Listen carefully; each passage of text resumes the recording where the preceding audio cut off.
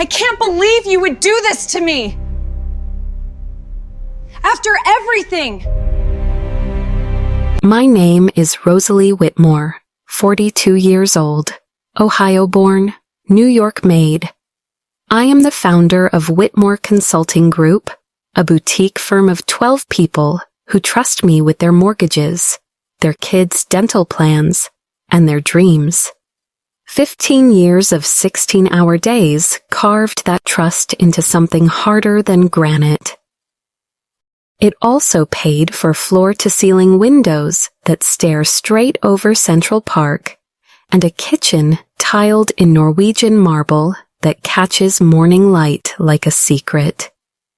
That morning, the light felt cold. "Take the guest room by tonight or move out," my husband said, spreading cream cheese on a bagel as if he were adjusting the thermostat, as if he were not ending a 7-year marriage in 10 bland syllables.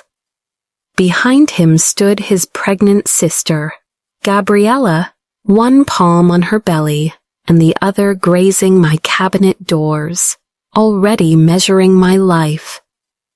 She smiled, the kind of smile you see on predators in nature documentaries right before the charge.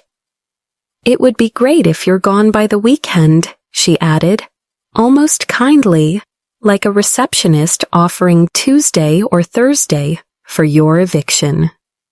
I watched the pharmaceutical contract in my hands, $22 million in consulting fees, flutter to the marble floor like exhausted birds. People always imagine betrayal arrives with shouting. In the real world, corporate boardrooms, polite kitchens, country club foyers, betrayal arrives in a tone so reasonable it feels like your fault for not agreeing sooner.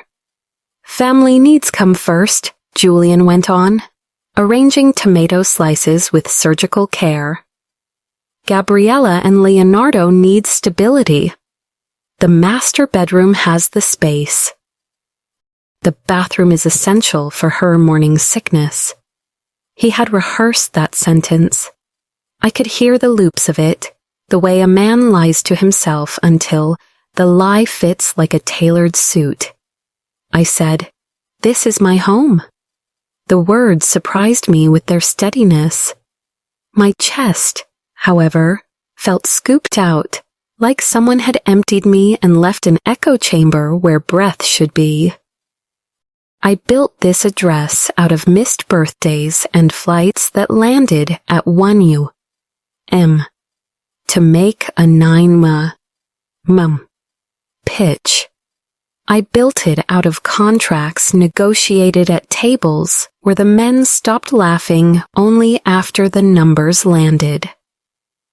Somewhere in Ohio, my mother would be telling her neighbor Margaret, who still believes ambition is a man's accessory, "My Rosalie runs her own company."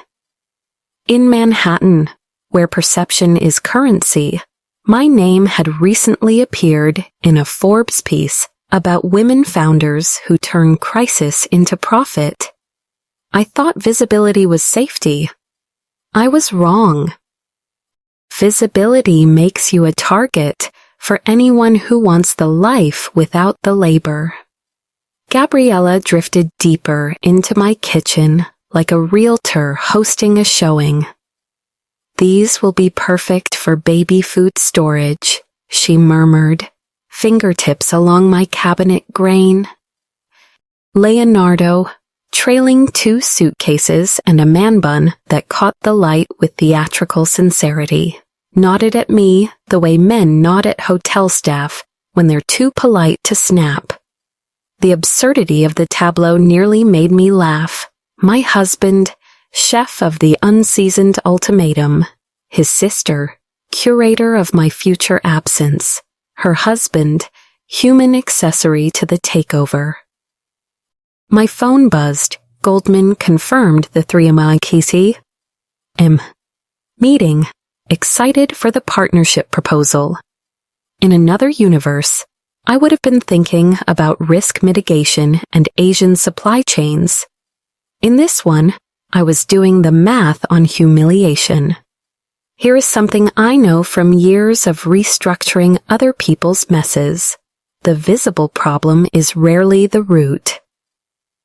Julian had been passed over for partner, again, this winter. I carried him through that evening with a bottle from my wine rack and gentle lies about timelines.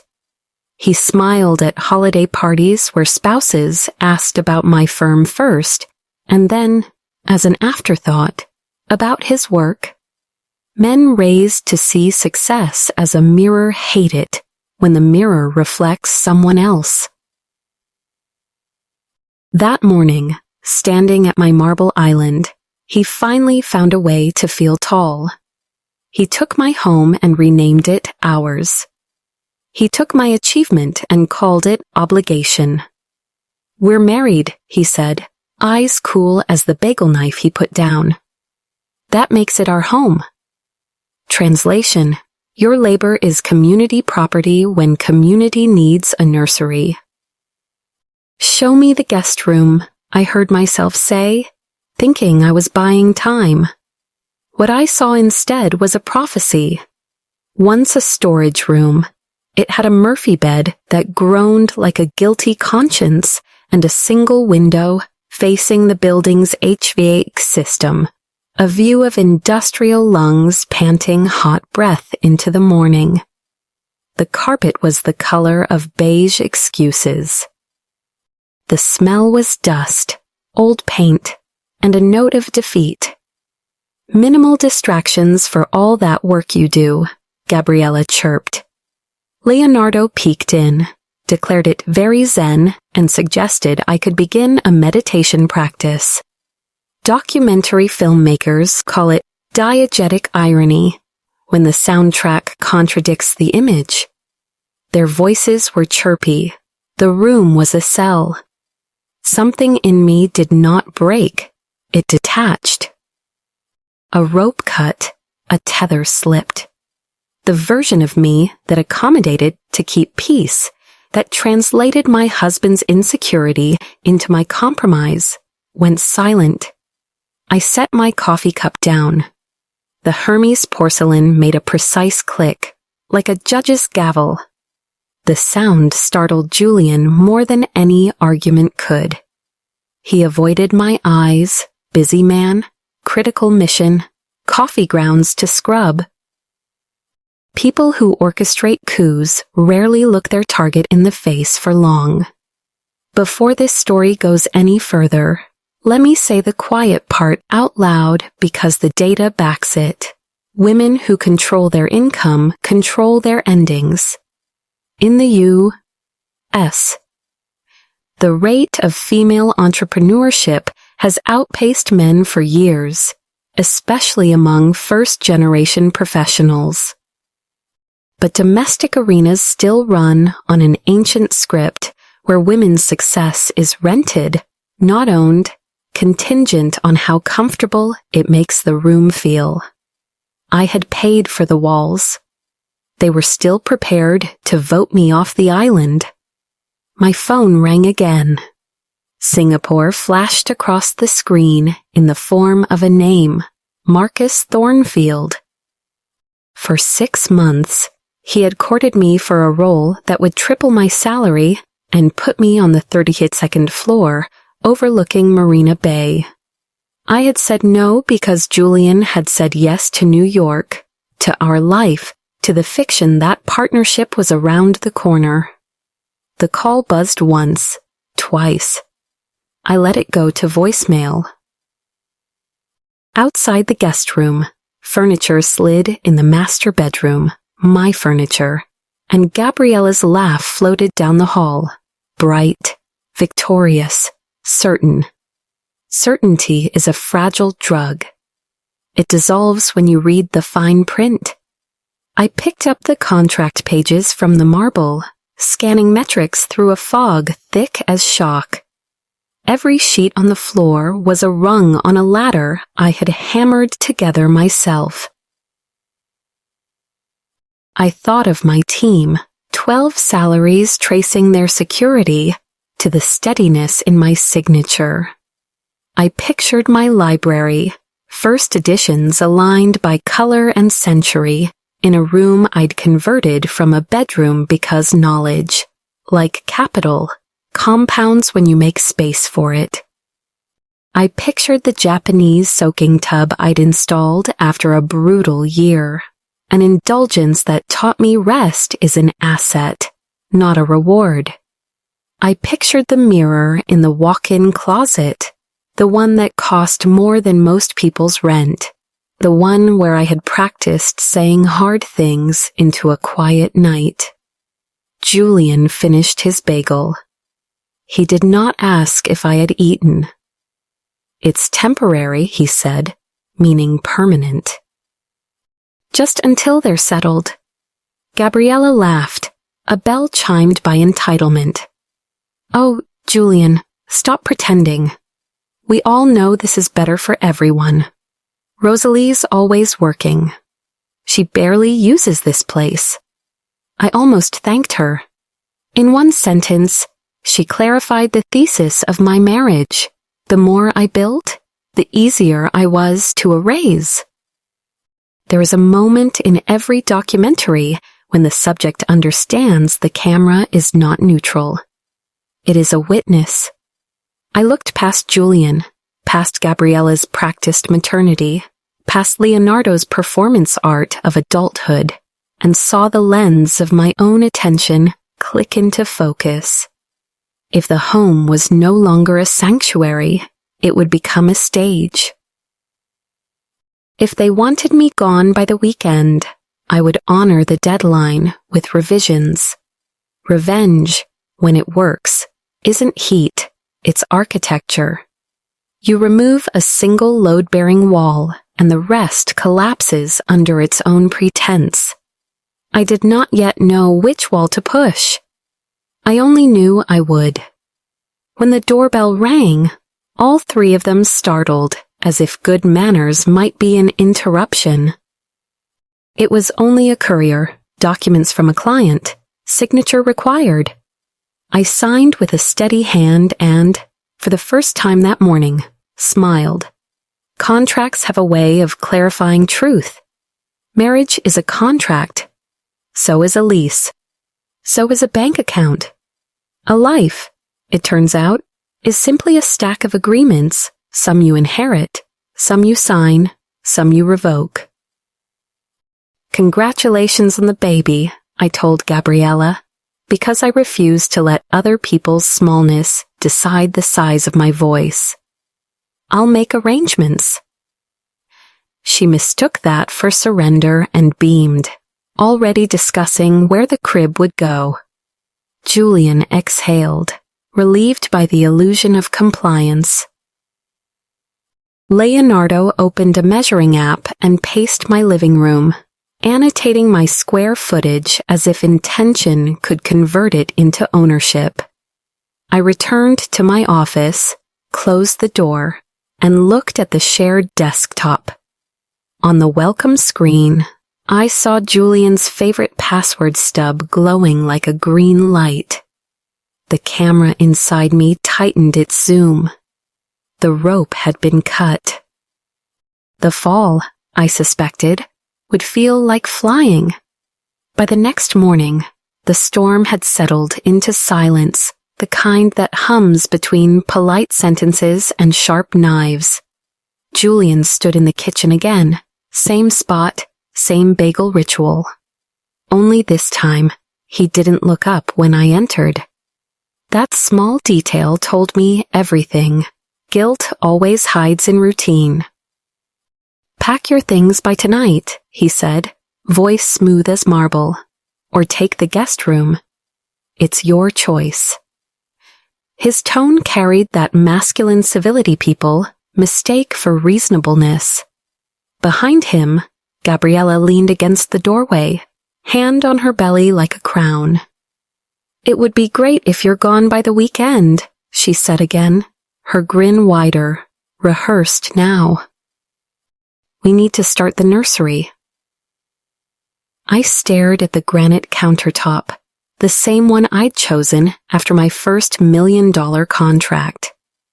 The Henderson presentation is at 3, I said, though I was really reminding myself that my life existed outside this absurd theater.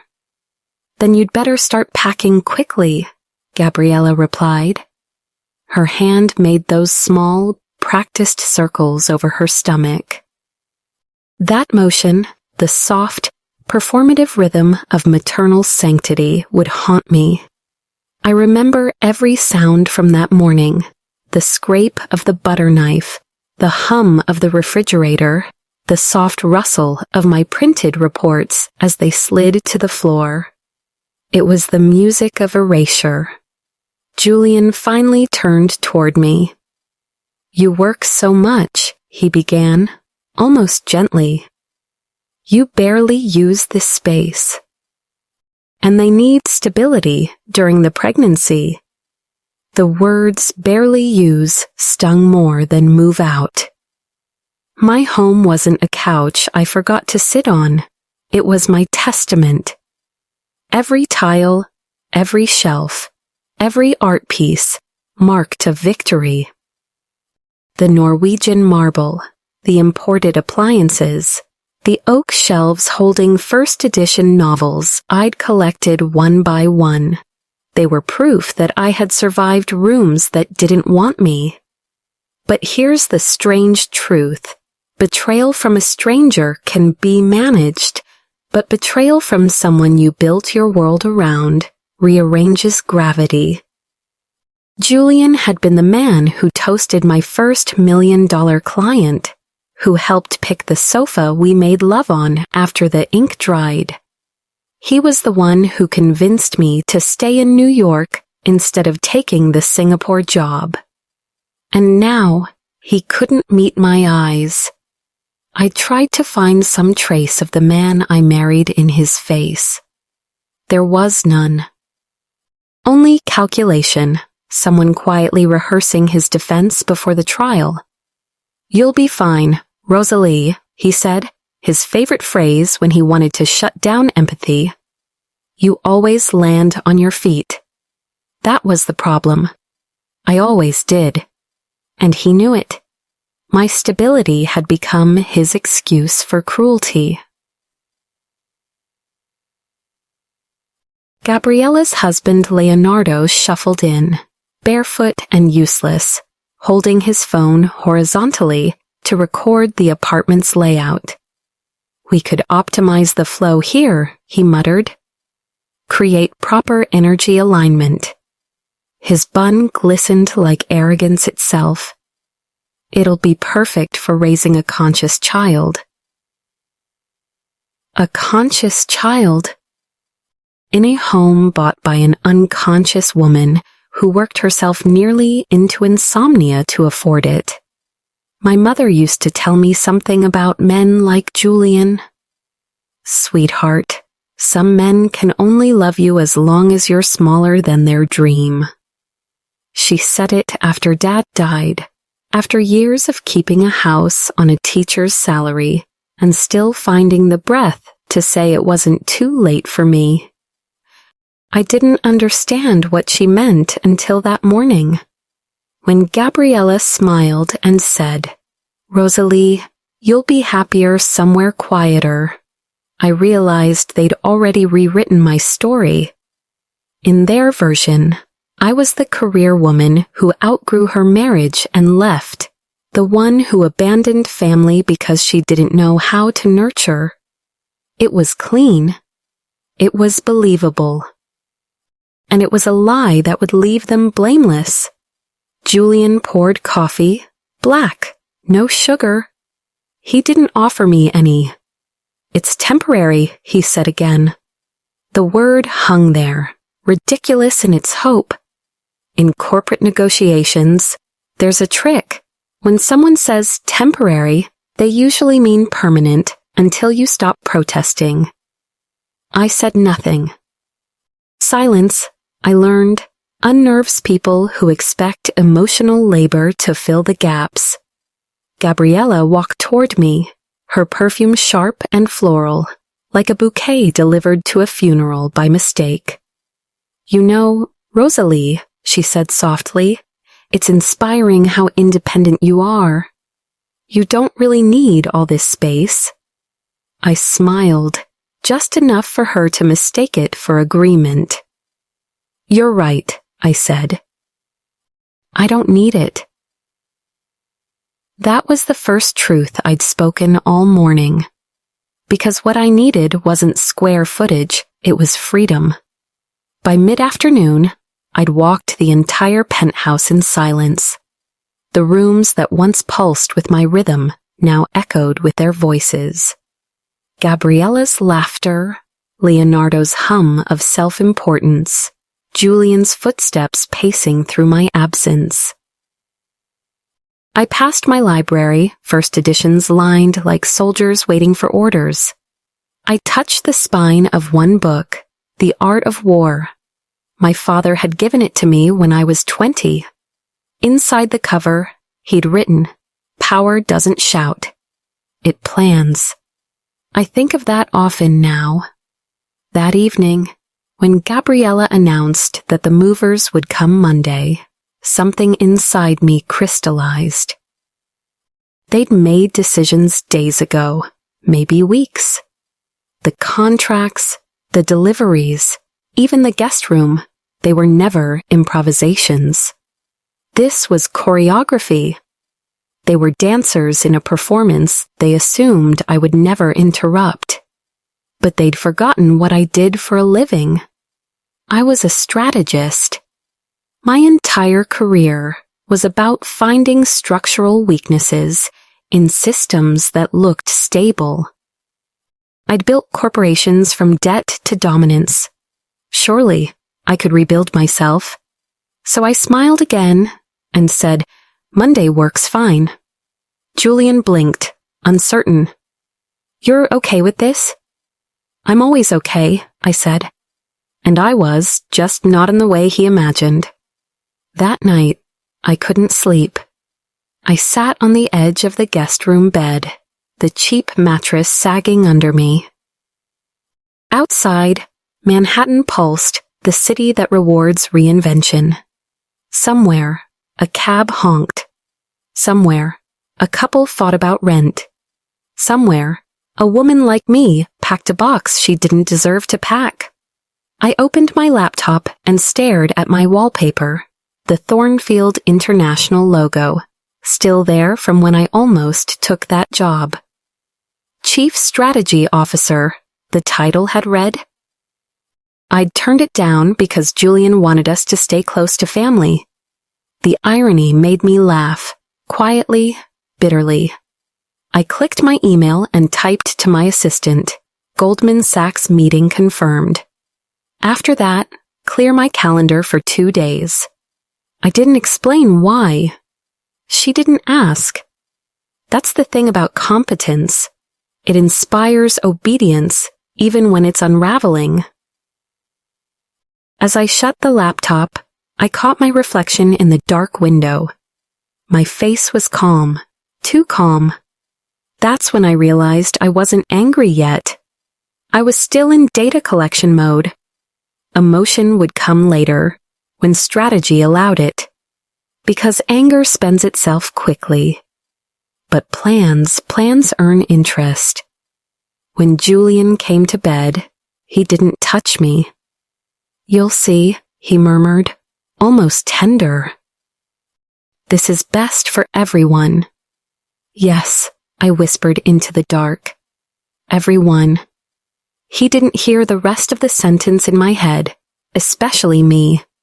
The next morning, I woke before dawn, my body still trained to corporate hours, to meetings across time zones, to the rhythm of ambition. The penthouse was unnaturally quiet. Julian's soft breathing came from his bedroom down the hall. Gabriella and Leonardo were asleep in the master suite, the same room where I once toasted our first $1 million quarter with champagne. Now it was filled with the scent of prenatal vitamins and someone else's dreams. I padded barefoot across the cold marble and slipped into my office. The city outside was just beginning to yawn awake, a faint glow brushing the skyline. I sat down at the shared desktop computer, the one Julian had insisted we keep for household management. It was his arrogance that saved me. He never believed I'd need passwords he barely remembered himself. Julian wasn't clever with technology. His password patterns were predictable: birth year, our wedding date, minor variations of nostalgia. Within minutes, I was inside his email. My hand didn't even tremble. When you've led hostile takeovers, reading your husband's inbox barely counts as rebellion. A folder sat there like an open wound. Family planning. The name almost made me laugh. Sterile, innocent, administrative. But when I opened it, my laughter died. The first email was from 3 months ago. Gabriella. Jewel, she won't fight us if we present it right. You know how Rosalie is? She hates scenes. Just tell her it's temporary and she'll accept it. My husband's reply, you're right. She has plenty of money anyway. The business is doing so well. She won't even notice the financial adjustment. Plus, she avoids confrontation like the plague. We can make this work. Financial adjustment. I read the words twice, then a third time. I wasn't a woman to them. I was a line item, a variable to be optimized. More emails scrolled by, each one another incision. They discussed timing the ambush for after my largest contract signing, so I'd be too focused, too professional, to resist. They mapped out the narrative. Gabriella, the pregnant sister, needing refuge. Julian, the dutiful brother. Me, the work-obsessed wife, too detached to understand family. One message stopped me cold. Julian, I've been thinking about the trust situation. Rosalie must have family money she hasn't mentioned. No one builds a business that fast without seed capital. Her father died years ago. There must have been life insurance. I'll do some digging. He was going after my father.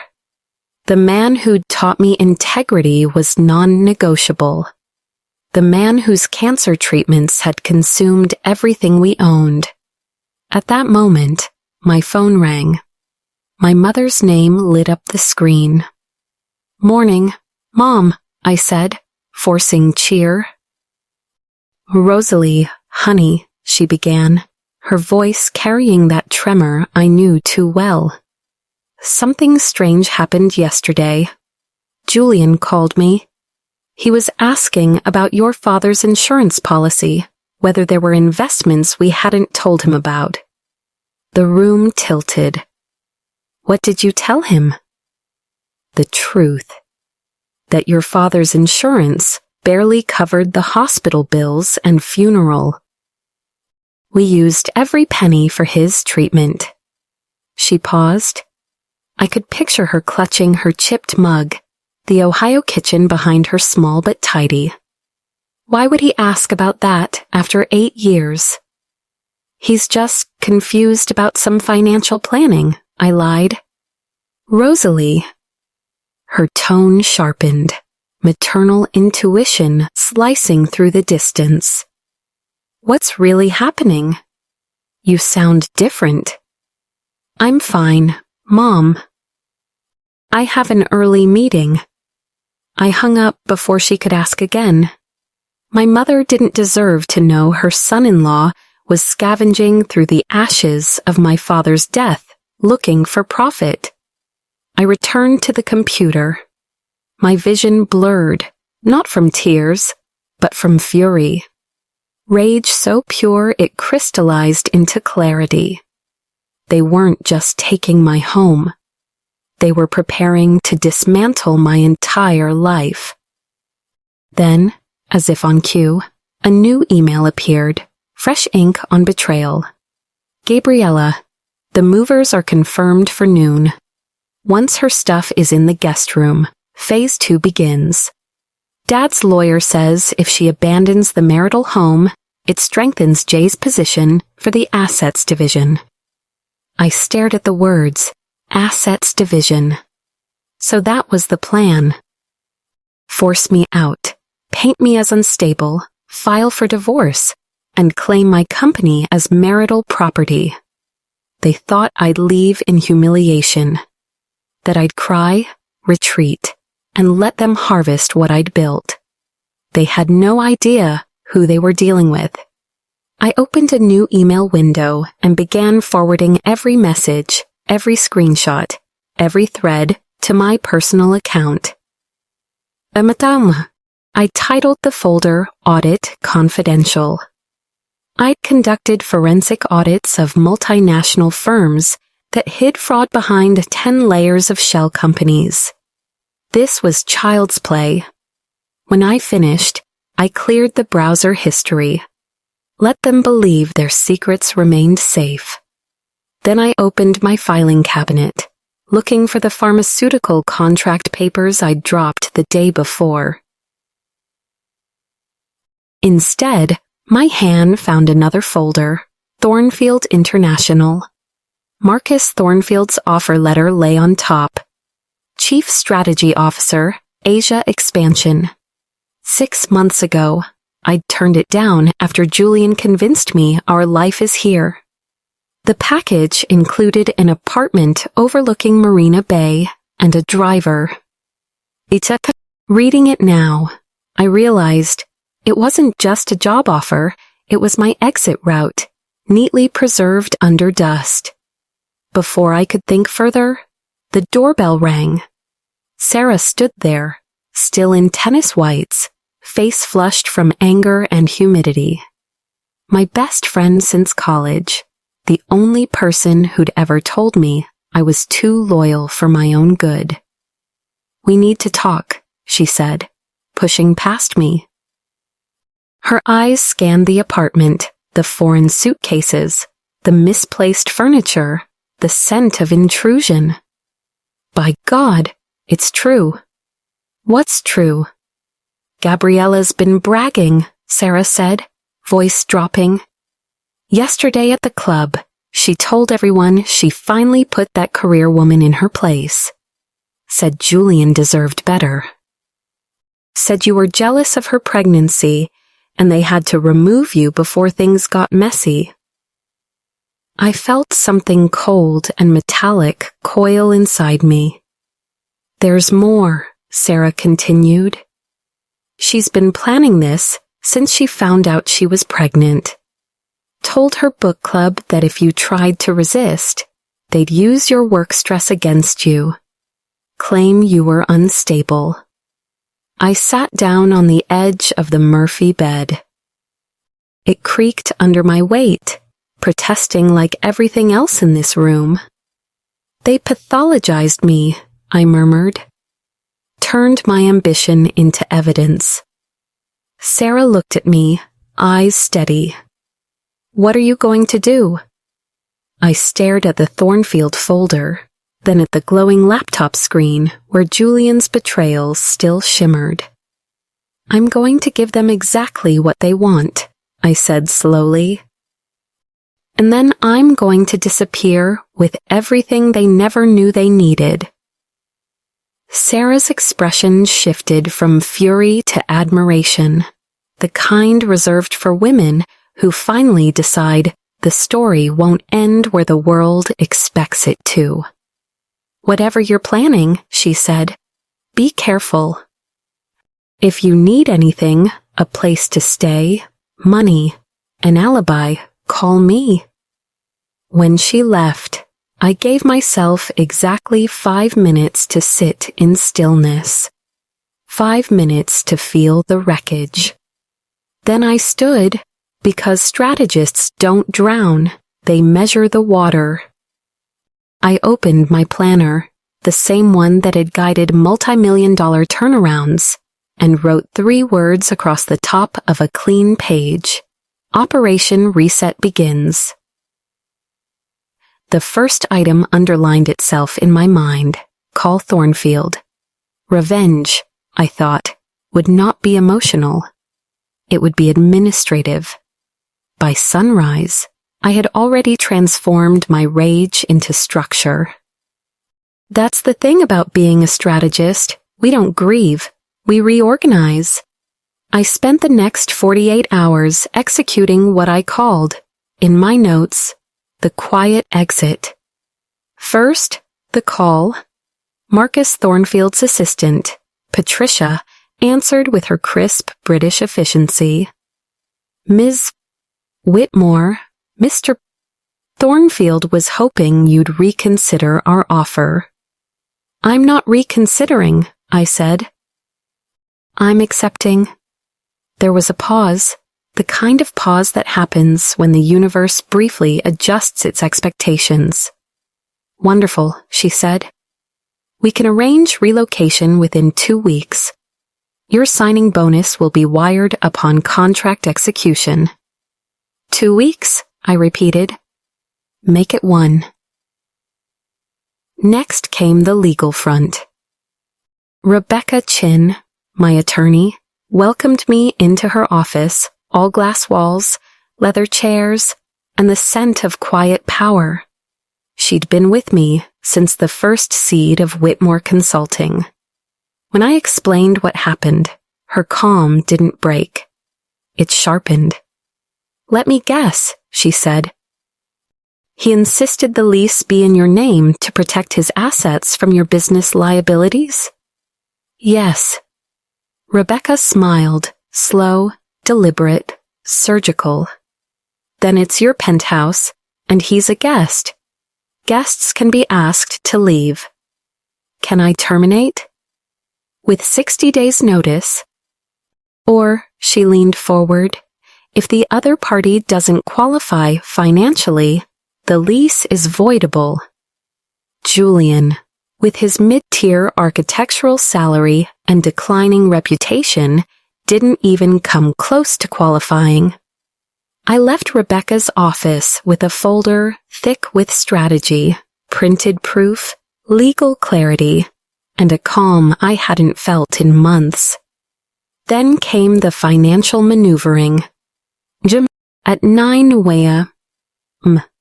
Sharp, I sat across from Thomas at Chase Bank. 6 years of polite professionalism had made him both discreet and efficient. I need to close the joint account, I said. He nodded without hesitation. Will you be needing new cards? Yes. Everything new, new numbers, new passwords, new everything.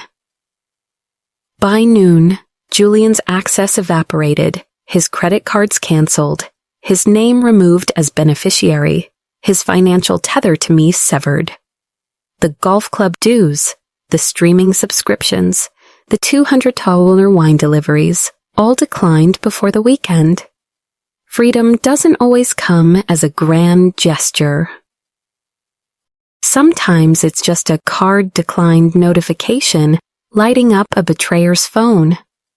The next day, I called a moving company in Queens that specialized in high-value private relocations.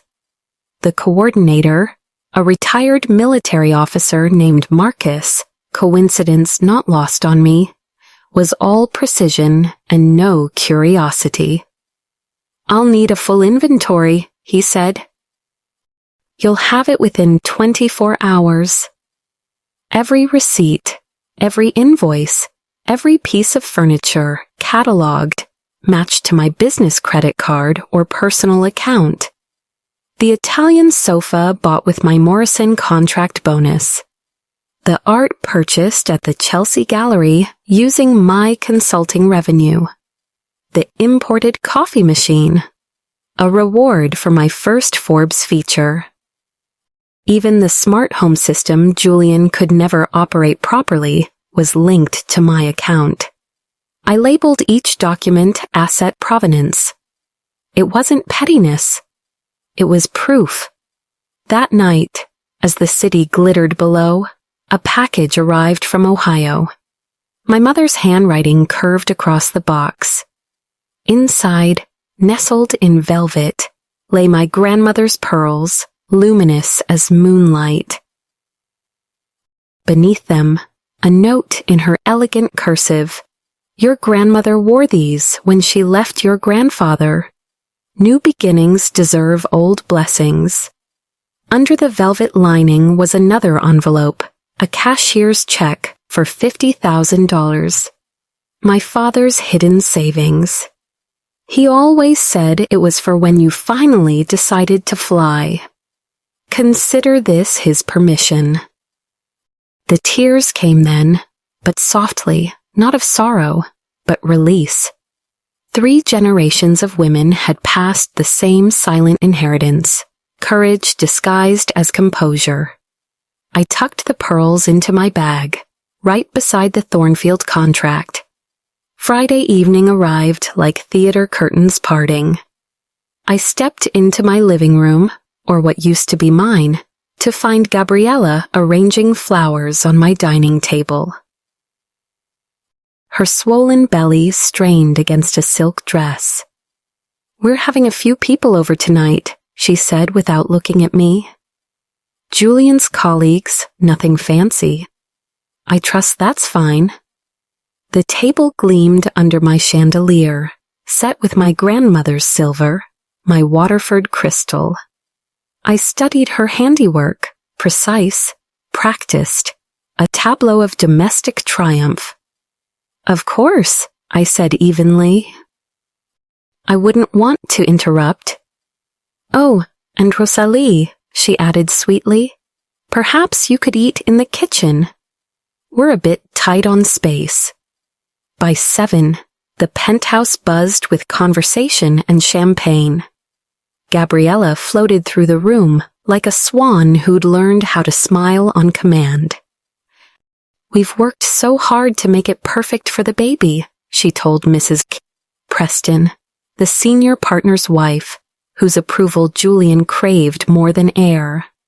I lingered by the corner, glass of wine untouched, invisible in my own home, until Mrs. Wheeler, a new partner's wife, approached. I'm sorry, she said kindly, but who are you? Are you with the catering team? The question hung like a guillotine. Conversations hushed. Julian started toward me, mouth already shaping a lie. I'm Rosalie Whitmore, I said clearly. Julian's wife. I own this penthouse. Gasps fluttered through the room like startled birds. Mrs. Preston's gaze sharpened, the kind of woman who recognizes scandal before it hits the society pages. How generous of you, she said finally, her tone a knife wrapped in velvet. Julian's face flushed crimson. Gabriella interjected quickly. Rosalie's been so kind letting us stay. She works such long hours anyway. The evening collapsed after that. Small talk giving way to discomfort, laughter fading into whispers. I excused myself to the kitchen, claiming to check on the caterers. Leonardo stumbled in an hour later, red-cheeked and drunk on my $200 Bordeaux. He leaned against my refrigerator like a guest who'd overstayed his welcome. You know, he slurred, you're lucky Julian's smart. Gabriella wanted you out on day 1. But he said no, he said we should keep your rent money till his next bonus. I froze. Leonardo waved his hand, mimicking a toss. Then you can go. He didn't even realize what he'd confessed. To him, it was just wine-fueled honesty.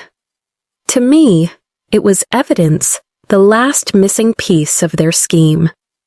When he finally stumbled out, leaving red fingerprints on my countertop, I poured the rest of the wine into the sink. The liquid spiraled down like everything else they thought I'd lose. At 2 a.m., my phone buzzed. Sarah again, sending screenshots from Gabriella's private Instagram. Photos of my penthouse. Captions written months before she'd even announced her pregnancy. Can't wait to raise our baby here. Planning the nursery in our new home. Everything's falling into place. Dated, time-stamped, irrefutable. It wasn't impulse. It was premeditation. That night, I sat in bed wearing my grandmother's pearls, a war general reviewing her blueprints. Tomorrow, at 8 a.m., 3 trucks and 20 men would arrive. Each item would be tagged, green for take, red for leave. Every receipt in place. Every document notarized. When dawn broke, I'd stop being Rosalie the accommodating wife and become Rosalie the architect of justice.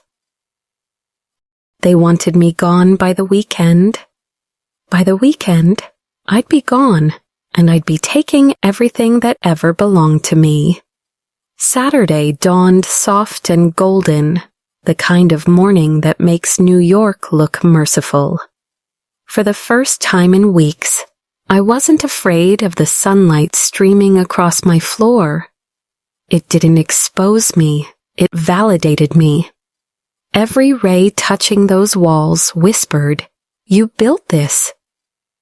At exactly 7:45 a.m., I stood in the lobby wearing black slacks, a white silk blouse, and my grandmother's pearls, armor disguised as elegance.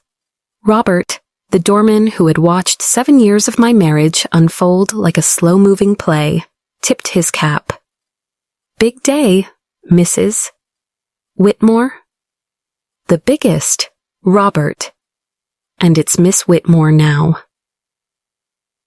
At 8 to sharp, 3 moving trucks turned onto the street.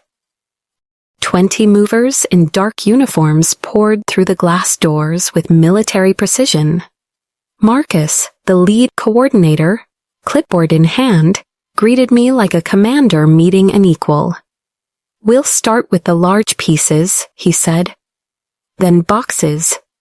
3 hours, maybe 4. "Perfect," I replied, handing him an envelope. "Coffee and pastries in the truck for your team. You'll need the energy." The elevator began its rhythm, up empty, down full.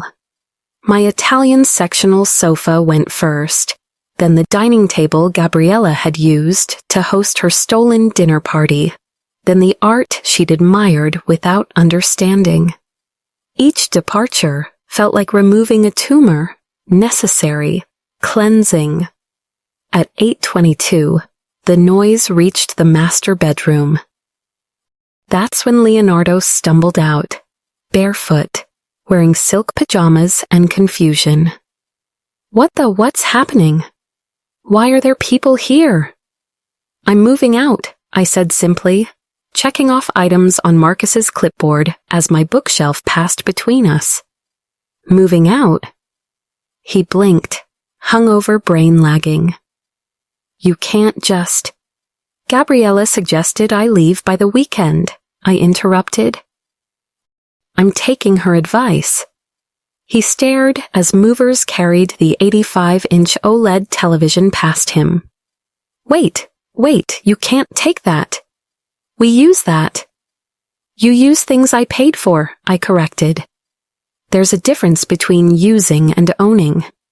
He opened his mouth, but before words could escape, Gabriella appeared in the hallway. She was wrapped in a silk robe, hair wild, fury bright in her eyes. "Stop," she screamed. "You can't do this." Marcus didn't even pause. His team worked with the efficiency of men who had seen too many domestic scenes turn loud and ugly. "You can't take everything." Gabriella's voice cracked into hysteria. "This is theft." I turned to her with the calm precision of a surgeon. "Would you like to see the receipts?" Her mouth opened, then closed again. I pulled out a folder, thick, tabbed, and ready. "The sofa," I said evenly, flipping to a page. "Purchased March 2021. Paid from my business account." Another page. "The dining table, December 2020, my annual bonus. The kitchen appliances, all billed to Whitmore Consulting." I met her eyes. "All mine." She shook her head as if denial could rewrite reality. But we live here." "You live in a space I'm no longer paying for," I said. "How you choose to furnish it now is your concern." Julian emerged next, disheveled and pale, yesterday's shirt half-buttoned, hair sticking up in defeat. He took in the scene, the bare walls, the wrapped paintings, his sister's panic, and looked at me as though I were the villain in a play he'd written but no longer understood. "Rosalie, we need to talk about this," he said, voice shaky. "We needed to talk before you ambushed me with your family," I replied. "That window has closed." "Let's be reasonable," he said, the phrase he always used when he wanted me to surrender. "This is extreme." "Extreme," I repeated, signing off another line on Marcus's clipboard. Extreme was suggesting I move into the guest room. "This is simply practical." One of the movers carried our bed frame through the hallway, the California King, where he'd made promises he never intended to keep. Julian's face fell. "Where are we supposed to sleep?" I smiled faintly. "That sounds like a you problem, Julian. Maybe Leonardo can manifest a solution." Gabriella burst into tears, one hand on her belly, her favorite prop. "How can you do this to a pregnant woman? To your family?" I turned to her. Family doesn't exile family to storage rooms. Family doesn't plan secret coups. Family doesn't treat each other like tenants in their own homes. Marcus appeared beside me, expression neutral, clipboard ready. "Miss Whitmore, we're almost done. Just the kitchen items and office furniture left." "Perfect," I said. Gabriella grabbed Julian's arm, desperate now. "Do something. Call someone. This can't be legal." "Oh, it's perfectly legal," I said, pulling another document from my bag. "Every item removed today was purchased by me with my money. Receipts are here if you'd like copies." As the last of the furniture disappeared into the elevator, the apartment began to echo, every sound bouncing off hollow walls. The silence that followed was deafening, heavy with endings. Gabriella stood in the middle of the empty space, trembling. Leonardo fumbled for his phone, filming as if documentation could reverse consequence.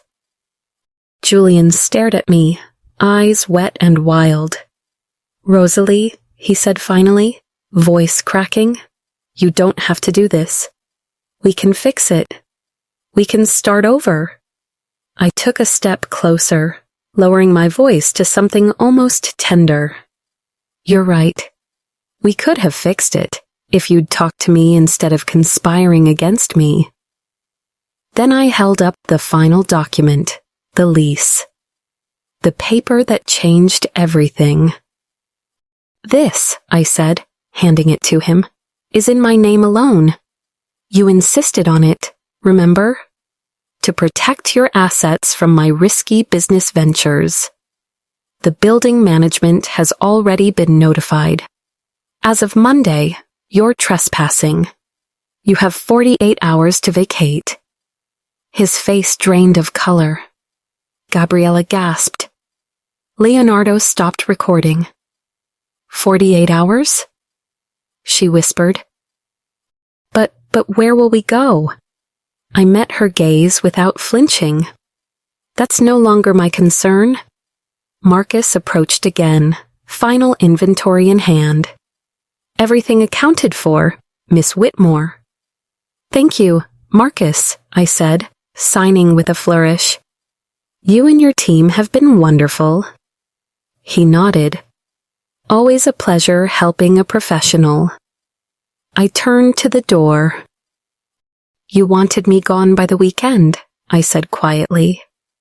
Consider your wish granted. The elevator doors closed behind me, sealing the chapter with a metallic sigh. Down in the lobby, Robert waited, holding the door open like a punctuation mark. Well done, ma'am, he murmured. I nodded. Thank you, Robert. It's Miss Whitmore now. Outside, the morning air was crisp, almost celebratory. My car waited at the curb, trunk already packed with essentials, documents, clothes, my laptop, the pearls. As I slid into the seat, I glanced up at the penthouse windows. For 7 years, I'd looked out from up there, believing altitude equaled safety. Today, looking up from the street, I understood freedom has nothing to do with height. The drive to JFK took 53 minutes. My phone buzzed the entire way. I switched it to silent, but the screen lit up like a confession booth. Julian, Gabriella, Leonardo, and then, surprisingly, Eleanor Whitmore, Julian's mother, the same woman who'd once asked me if my little business was just a hobby.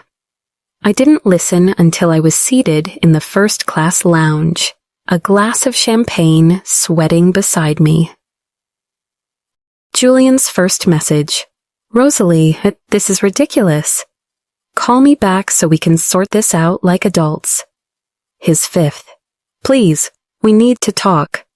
You can't just leave us with nothing. Gabriella's messages were shrill panic.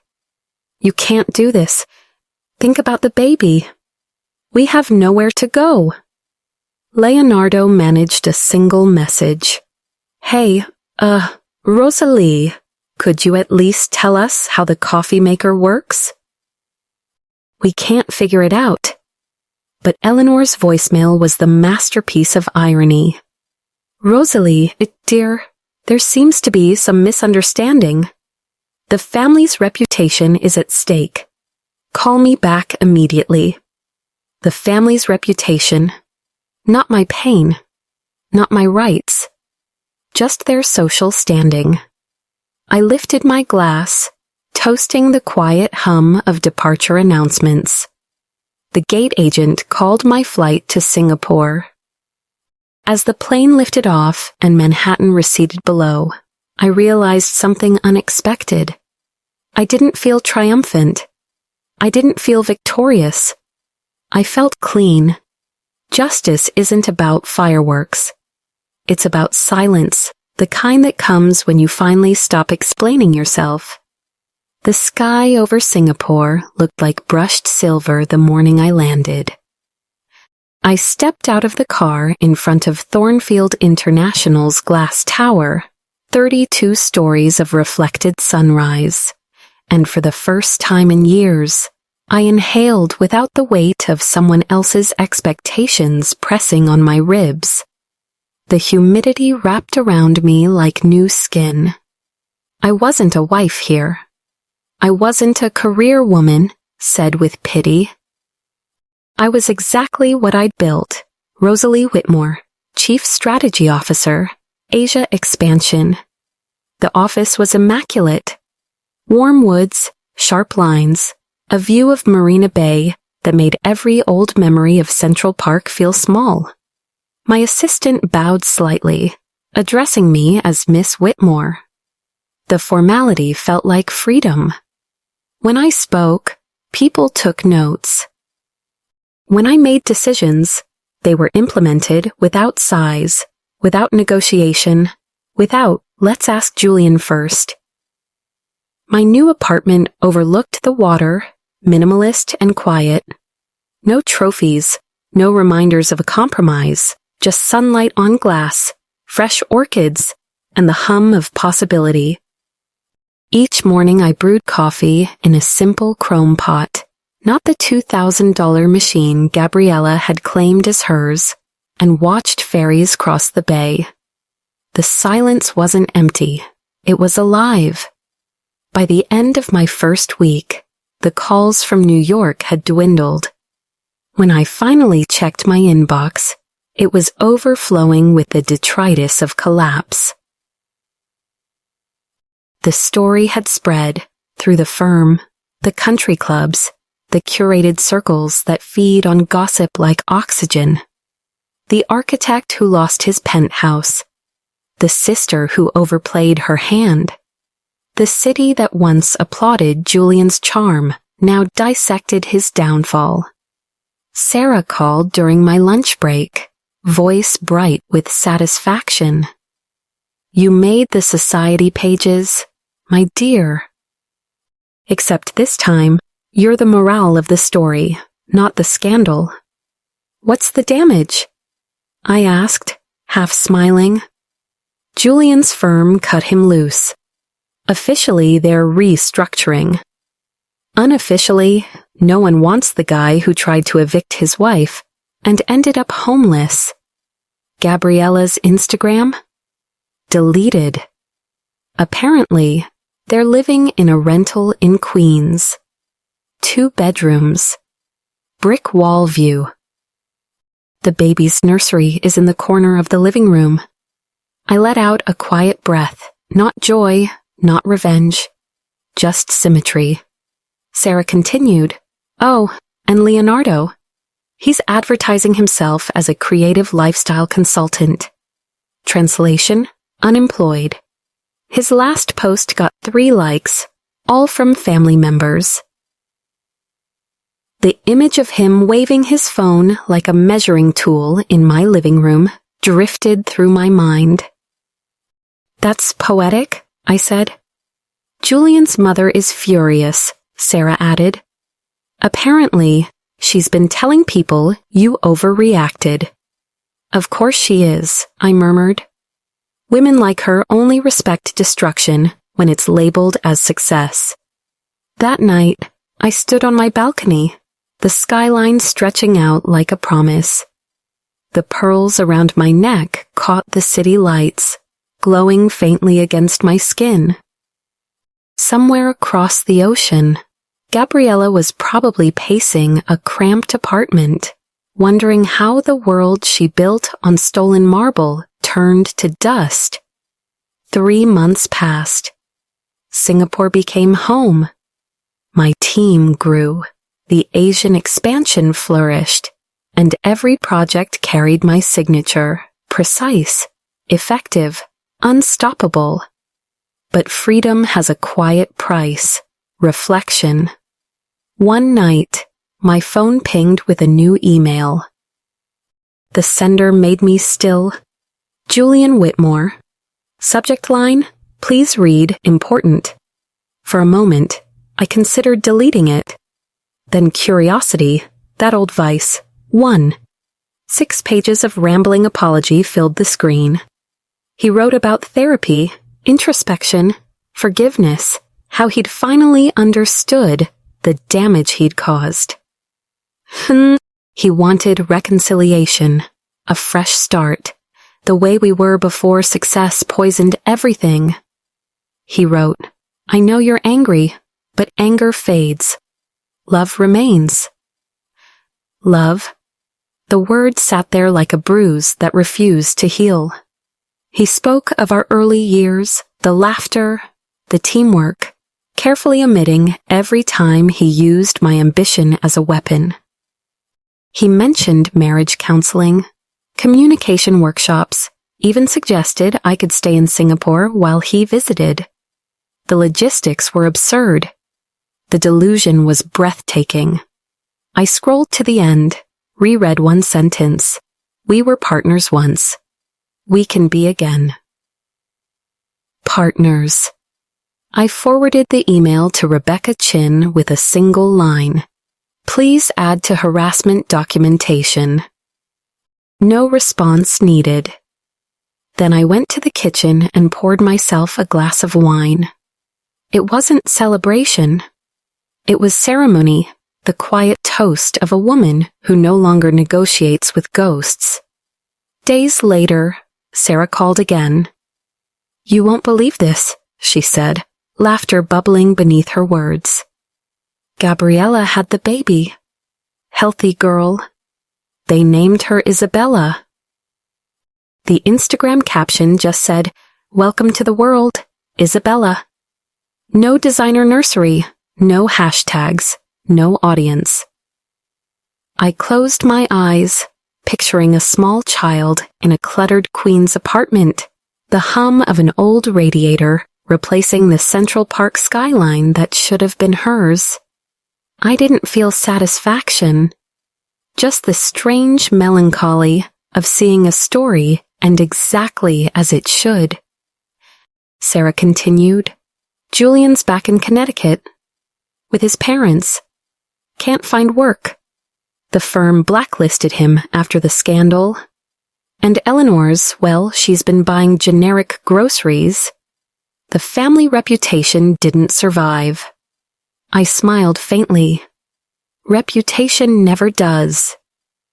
Character does. That evening, as the city lights flickered on, I thought of my mother's words before I left Ohio years ago. Don't marry a man who needs your success to feel safe. He'll end up hating you for giving him what he asked for. She was right. I set my glass down, walked to the balcony, and looked at the horizon, Singapore's skyline pulsing with quiet electricity. Below, the bay reflected light like liquid gold. My phone vibrated again. This time, it was a message from my mother. Just one line. Your grandmother would be proud. You didn't just leave, you built something better. I typed back, I finally understand what she did. She replied, freedom runs in our blood. It only skips a generation if we let it. The night air was warm, scented with sea salt and jasmine. I tilted my head back, letting it wash over me.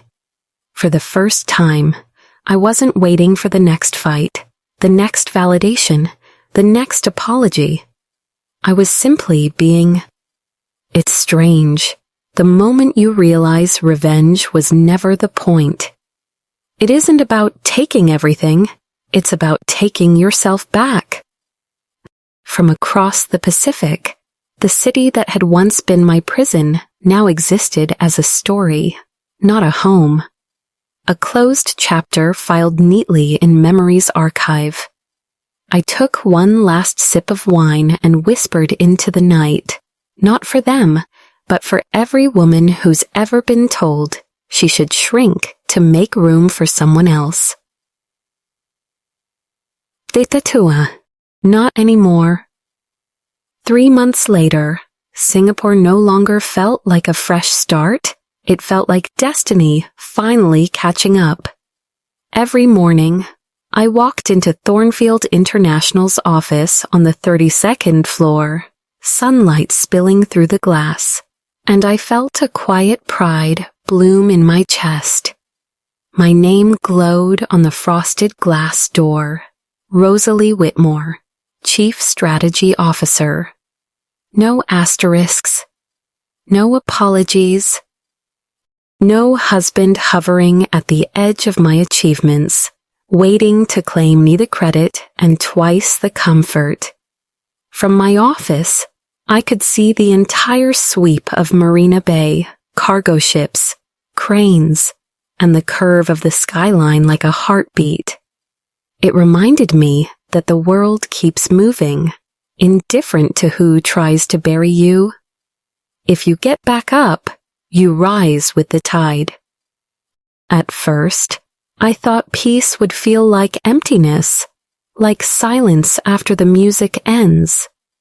Instead, it felt full of agency, full of breath, full of my own name spoken without flinching.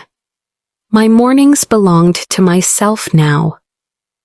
No whispered criticisms about how long you plan to be on that call. No reminders that my success was making people uncomfortable. Just me, my coffee, and a view built from resilience. But even peace collects echoes. One evening, I returned from the office to find an envelope slid under my door. No address. No return name. Just my initials in an unfamiliar hand. Inside was a photo, me at JFK Airport, suitcase in hand, pearls at my neck, back straight as I crossed the terminal. Beneath it, a note. You looked free. I hope you stay that way. No signature. I smiled. Sarah. It had to be her. She still called sometimes, always with updates that sounded like a newscast about karmic justice. Eleanor Whitmore sold her house, she told me one Friday. Said she couldn't stand the whispers at the club. Apparently, someone told her you're speaking at a global women's summit in Tokyo. I think that was the last straw. Good, I said, sipping tea. Maybe humility suits her better than pearls? Sarah laughed. And Julian? He's living in his childhood bedroom. His father makes him mow the lawn. Gabriella's at Nordstrom folding clothes. Apparently, the woman who used to sneer at working women is now asking strangers if they'd like to open a store credit card. I didn't laugh. I didn't need to. Justice that loud doesn't need applause. Instead, I found myself thinking about Gabriella's baby, Isabella. None of this was her fault. Maybe one day she'd learn her mother's story not as tragedy but as warning. Take only what you've earned, or life will take it back with interest. That night, I stood on my balcony as the city lights flickered awake below. The air shimmered, thick with humidity and freedom. I traced the pearls at my throat, my grandmother's gift, my mother's legacy, my reminder that walking away isn't weakness. It's survival. People always imagine revenge as fire, as explosion, as spectacle. But real revenge is quieter. It's the sound of your own laughter echoing in an apartment paid entirely by your name. It's the peace of not checking your phone for permission. It's the realization that forgiveness doesn't mean letting someone back in. It means letting them fade out of relevance. I thought about my grandmother again, leaving her husband in 1952 with 2 kids and a suitcase. About my mother, working double shifts and still telling me, never make yourself smaller for someone who mistakes comfort for love. And about me, the 3rd generation, to learn that a woman's worth is not measured by what she endures, but by what she refuses to accept. The next morning, I stood in front of a mirror before heading to work. The pearls gleamed against the neckline of my blouse. In them, I saw 3 women, my grandmother, my mother, and me, threaded together across time by defiance. I whispered, "We made it." And I meant we. When the elevator doors opened at Thornfield, Marcus, the CEO, was waiting. "Rosalie," he said warmly, "I just came from your team's presentation. The Asian market projection you built, brilliant work." I smiled. "Thank you, Marcus. It feels good to build something solid." He nodded, unaware of the deeper meaning. That's what you do best. Later that week, during a leadership retreat, I gave a short talk to new hires. Someone asked me what my proudest achievement was. I thought of my Forbes feature, my company, the penthouse I had once owned, all the tangible proofs of success. But what I said surprised even me. My proudest moment, I told them, was the day I realized survival and success aren't the same thing. You can survive inside a cage for years, but you only succeed when you build the key yourself. They applauded, though they couldn't know how literal those words were. When the meeting ended, I stayed behind, alone in the quiet conference room. Through the glass, the skyline shimmered, infinite, forgiving. My phone buzzed once more. This time, it wasn't Sarah. It was an unknown number. A single message. Thank you for everything you taught me. G. Gabriella. For a long moment, I didn't move. Then I typed back, be better than what you were. That's the only real apology. I hit send. The message turned blue. Delivered, read, then silence. The kind that felt like closure, not absence. As the day faded into the warm orange of tropical dusk, I walked home along the waterfront, passing couples laughing, children chasing pigeons, tourists taking pictures of the skyline I now called mine. I realized that the happiest endings aren't loud or cinematic. They're just quiet continuations, mornings that begin without dread, nights that end in peace.